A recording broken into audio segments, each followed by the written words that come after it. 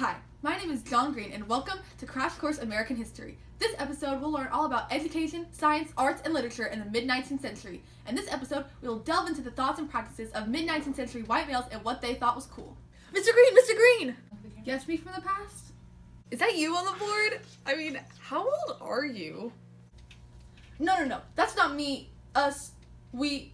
Whatever. That's John Green Leaf Whittier, an American Quaker poet and a strong advocate for the abolition of slaves. But we'll get to that later.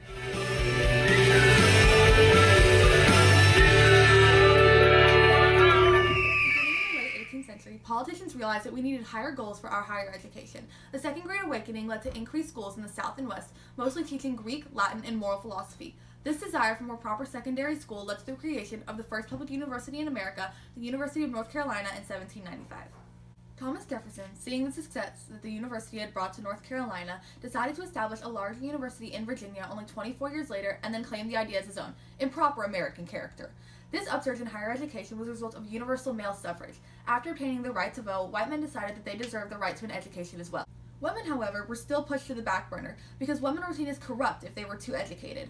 Emma Wilford, flaunting the biggest display of BDE in recorded history, started the first all-female college in 1821, the Troy Female Seminary. Mary Lyon then followed in Wilford's footsteps and established the Mount Holyoke Seminary. In the early 1800s, public education saw its rise, but not without controversy. Because public schools were paid for by taxes, the wealthy class thought of this concept as the rich paying to educate the poor, and thought that offering it to the general population would devalue education. People were so against this that one Midwestern legislator requested that the epitaph on his tombstone read, "Here lies the enemy of public education."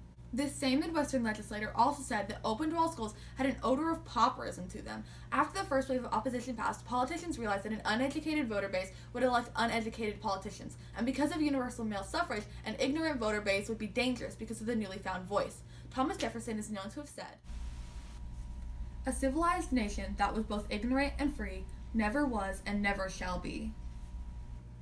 Because of this scramble to protect modern politics, tax-based schooling was seen as a way to ensure stable democracy.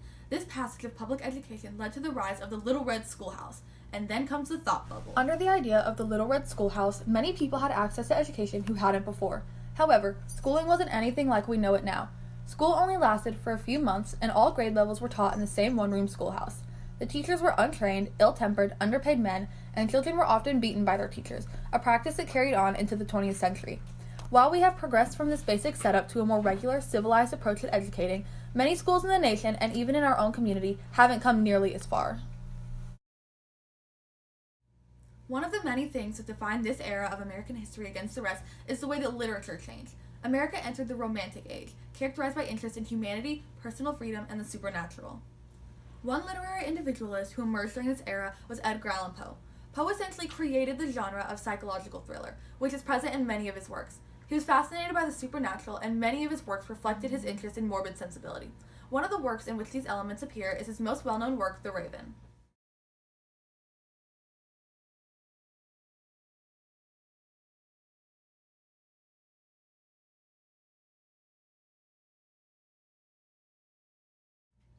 Other prominent dissenters were the Calvinists, who wrote mainly about the battle between good and evil. Nathaniel Hawthorne reflects this in his work The Scarlet Letter, which explores the psychological effects of sin, and Herman Melville details the allegory between good and evil in his book Moby Dick.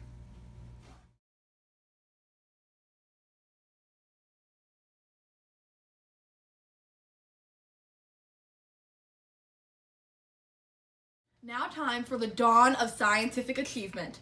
Hope you didn't expect your life expectancy to change. Unsurprisingly, the life expectancy was very low, since the medicinal techniques used still included medieval practices such as bloodletting. Medicine still did not improve much beyond self-prescribed medicines, most of which had very high alcohol levels and very low effectiveness. Americans as a whole also only fooled around with the real and better science, which was basically just what was required to engineer farm equipment and machines, not anything that would, save your life. Physics, calculus, and other non-essential sciences were tossed to the side since they were not useful to the average American. One man of essential sciences was Nathaniel Bowditch, who is credited to be the father of maritime navigation, with his book published in 1802 still aboard every commissioned U.S. vessel to this day. Hey Stan, that's like the equivalent of having you here. No, that wasn't a compliment. Oh! But do you know what book is carried around even more? That's right, the Bible. During this Enlightenment, religion was revived. At this time, over 75% of Americans went to church, but that was not the only religion. Deism was given new life, and people like Ralph Waldo Emerson were becoming Unitarians, sort of like Christians but did not believe in the Holy Trinity. Now it's time for some truly magnificent art. Not the fancy beret and mustache, I'm talking about pure American art. And following suit in true American fashion, our art is basically just copying the European styles of dark aristocratic portraits and gloomy landscapes. This art was probably so glum and sullen because artists were mocked and seen as wasters of time, and Puritans said that creating art was as sinful as pride, because when you finish a great masterpiece that you spent years working on, you're kind of, proud? Anyways, after the upsurge of nationalism in the War of 1812, America actually started getting some of their own ideas. Portrayals of human landscapes and romanticism became popular, and artists started getting some recognition for their art. One of the more high-caliber pieces was of George Washington, painted by Gilbert Stuart, that got so famous that the only thing First Lady Dolly Madison saved in the burning of the White House in 1812 was that portrait.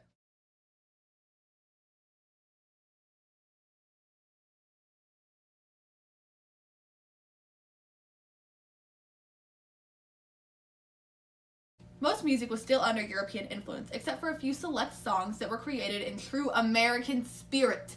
These included Suwannee River by Stephen Foster, which was taken from traditional slave work songs and changed up to be classic traditional songs, much like most of today's pop culture, where white people think something's cool and then immediately say, "We did it first, it's ours now."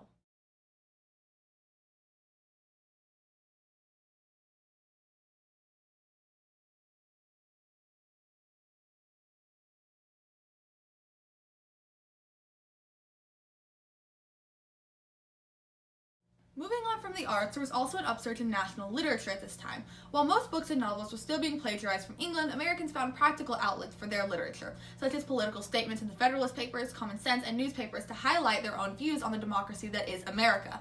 What's that, Stan? Oh no, it's time for the mystery document? Let's see what we have in the mystery stocking. It's a quote.